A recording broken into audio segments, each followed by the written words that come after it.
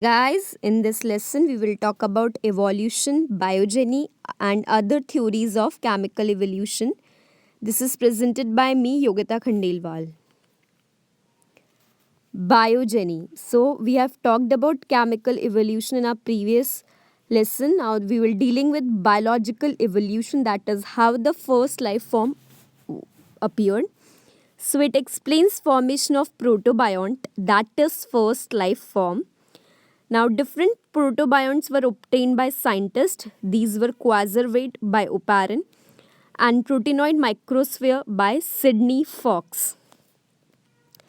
Now, features of ideal protobiont. That is how the first life form was. Ideally, that it leads to origination of other life forms and the diversity we are seeing today. So there are four features that ideal protobiont should have. First is partial isolation from habitat, show simple form of metabolism, have ability to replicate, and replication process should be subject to error by mutation to generate diversity. So first it should be isolated, then it show metabolism, and it should have ability to replicate so that it can give rise to or more life, and should be subject to errors so that the diversity could be generated. Now, quasarvate, these are aggregate of organic molecules, basically protein and carbohydrates, obtained by oparin. Now, this quasarvate shows partial isolation from habitat and simple form of metabolism, but cannot reproduce because of absence of lipid membrane. So it shows two features, but it cannot reproduce. So it is not true protobiont. Now, proteinoid microspheres, that was obtained by Sidney Fox. So Sidney Fox heated mixture of amino acids, lipid and water at 130 degrees Celsius and then cooled the reaction mixture. So he mixed the amino acids, lipid and water and then heated at 130 degrees Celsius. It resulted in formation of proteinoid microsphere enveloped by lipid membrane. So because of this envelope of lipid membrane, it can reproduce by budding. But still it also lacks diversity. It reproduces by budding, but it cannot subjected to mutation or error in replication. So there was lack of diversity. So it is also not an ideal protobiont, but it is best available protobiont. Now, cognogeny, that is diversification of life forms. So, first it was chemical evolution, then biological evolution, and then diversification of life forms. So, chemoheterotrophic bacteria was the first life form. Then, this chemoheterotrophic bacteria diversified into chemoautotrophic bacteria. Now, these chemoautotrophic bacteria were probably sulfur bacteria that derives assimilatory power from H2S. Then these chemoautotrophic bacteria diversified into anoxygenic photoautotroph bacteria. Anoxygenic photoautotroph bacteria diversified in oxygenic photoautotrophic bacteria. For example, blue-green alga released oxygen in atmosphere and leads to oxidizing atmosphere. So, oxygenic photoautotrophic bacteria released oxygen, that is molecular oxygen O2 in atmosphere. Till now, atmosphere was reducing. There was no molecular oxygen in the atmosphere. Now, and on the origination of oxygenic photoautotrophic bacteria, our atmosphere becomes oxidizing. And finally, these oxygenic photoautotrophic bacteria diversified in eukaryotes, and that's how diversification of life form has occurred. Now that all for the theory of, that was the theory was for modern theory of origin of life. Now there were some theories that was given earlier before the accepted modern theory of evolution.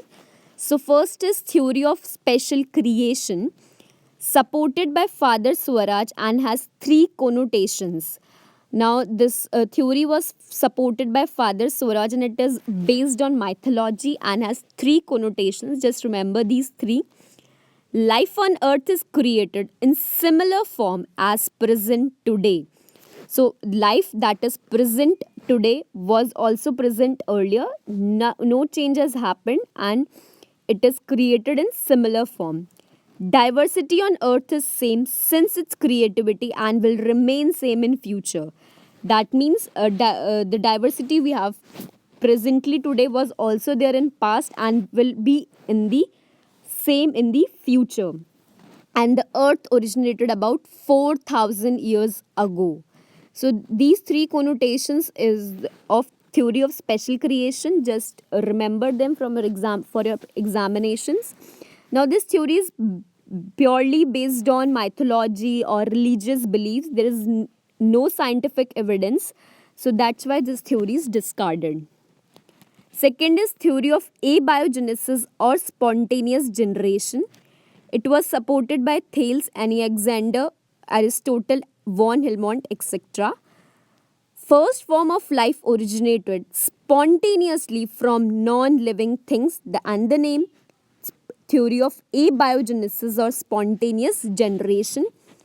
For example, mud of the Nile River could give rise to frog, and from rotten meat peas, housefly originated.